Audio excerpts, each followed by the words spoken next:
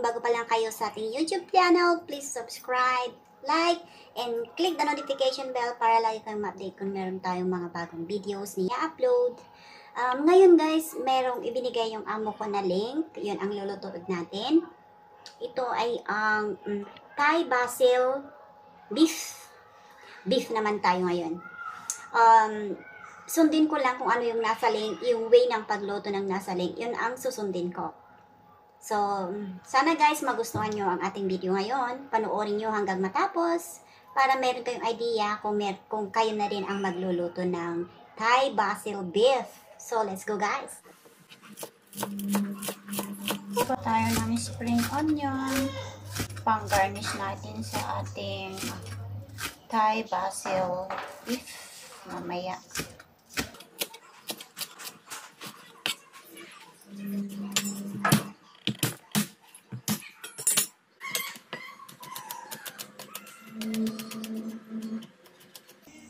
Chop natin ang ating garlic.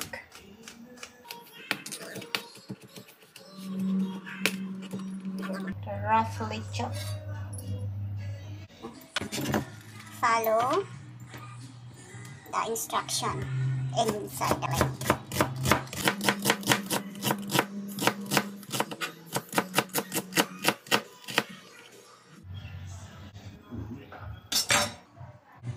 We have here 2 packs of beef, thinly sliced beef. Ito siya. Ito ang gagamitin natin mamaya. So, ito na guys yung ating beef. Ganito siya, thinly sliced. Ayan. Then, imamarinate natin siya ng 1 tablespoon cooking oil, tablespoon cornstarch. I-coat natin siya.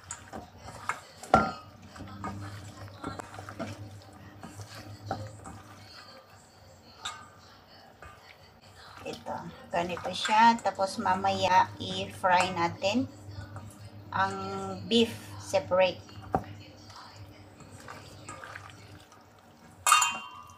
Ayan. So, separate muna natin siya guys. So, meron tayo ditong bowl. Lagyan natin siya ng oyster sauce. 1 tablespoon oyster sauce. Fish sauce. 2 tablespoon. Soy sauce. 1 tablespoon.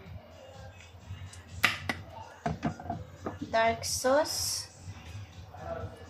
2 teaspoon. 1, 2. And sugar 2 teaspoon. Mix hanggang ma-dissolve yung ating sugar. Ito ang gagamitin nating sauce mamaya.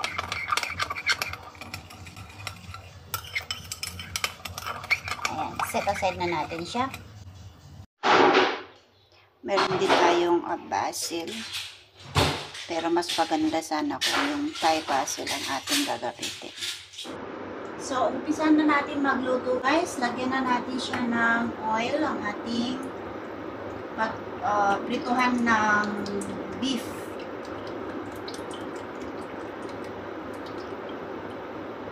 I-stir fry lang natin siya hanggang maging light brown ang kulay niya. Maghanda din kayo ng strainer para pag luto na yung yung beef, dito nyo siya ilalagay para yung excess na oil is mag-drip dun sa ating mangkok. Gagamit tayo ng chopstick. Ididip natin ito sa loob. Pag mag-bubbles na siya, mainit na yung ating oil. Ayan, okay na siya guys.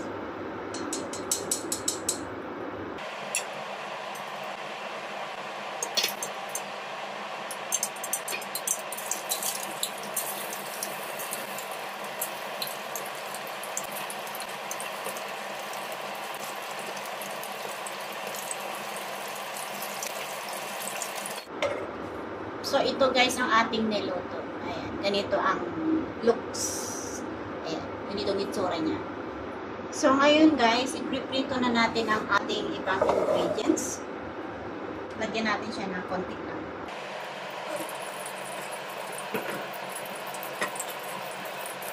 Luluto, mas mauna sa atin ng onion.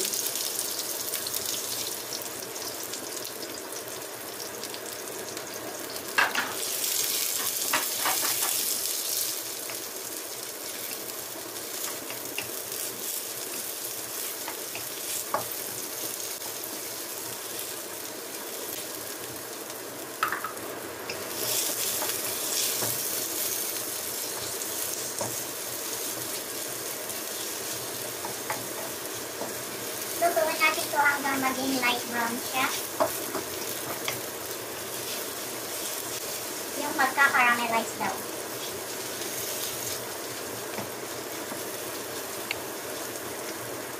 So, ilagay na natin yung ating garlic. So, para habang niluluto natin yung onion, maluluto na rin yung garlic.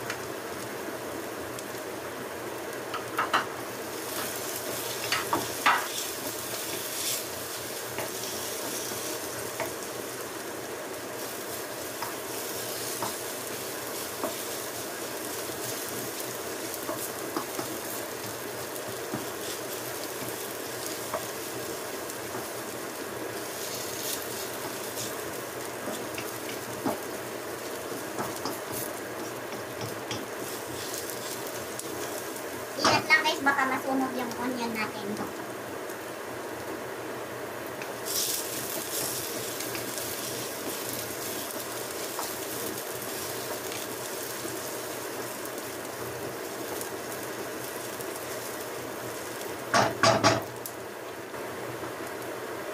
Bell pepper.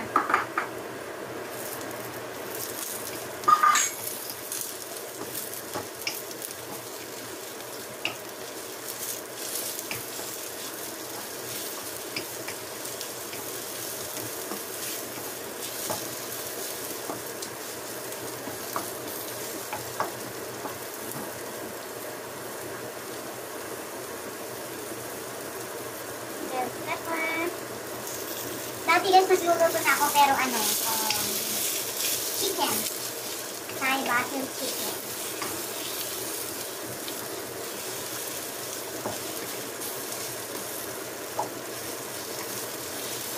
Ayan.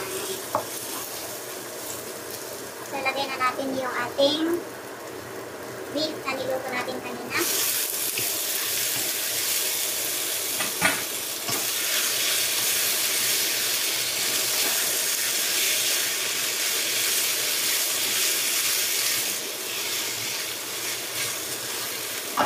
Then, itong cream na-prepare na kanina, na sauce.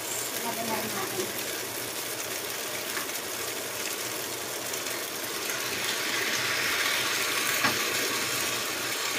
Sayang yung wait namin natin.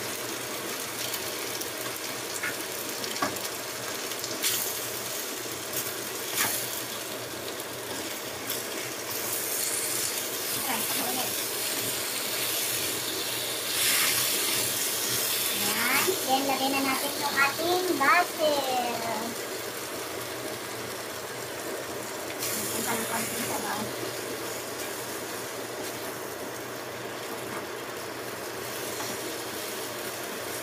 Kapag nag-wilt na yung yung ating basil, luto na siya.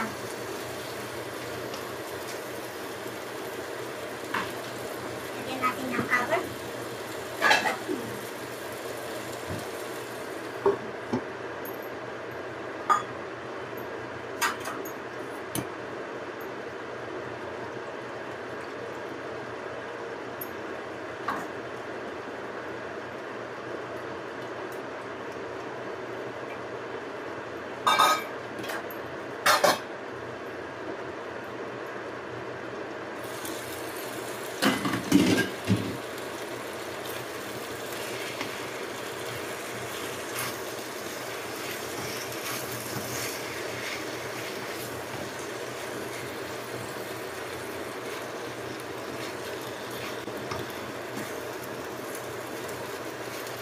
Lagyan natin ng tubig guys.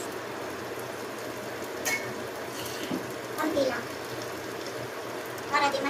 Right.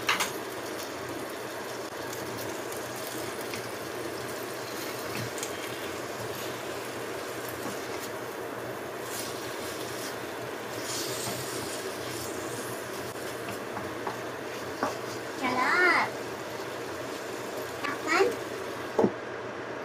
Para maluto yung ating ibang ingredients.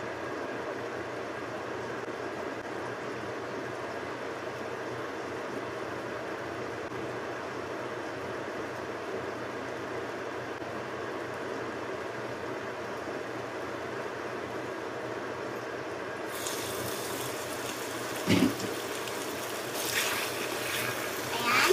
Luto na. Lagyan na natin yung ating spring onion. Kung meron tayong cilantro, pwede yung gamitin. Wala kasi kami tayong spring onion na lang natin.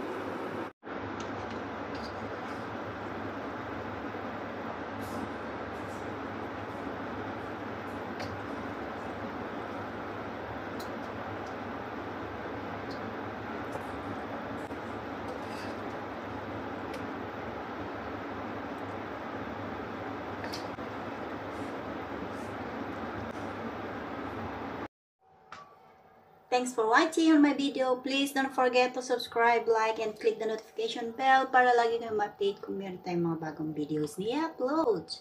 So, thank you guys sa inyong pagsuporta kay Mama Mel. Sana may matutunan kayong sa pagluto. Yung mga kagaya kong hindi marunong magluto. Ganyan din ako dati guys. Hindi din ako marunong magluto ng mga iba-ibang putahe. Kaya link ang binibigay nila sa akin. So, doon ako, sinusundan ko yung way ng pagluto nila or mag-search ako sa YouTube kung paano yung easier way ng pagluto nila. Salamat! I love you all!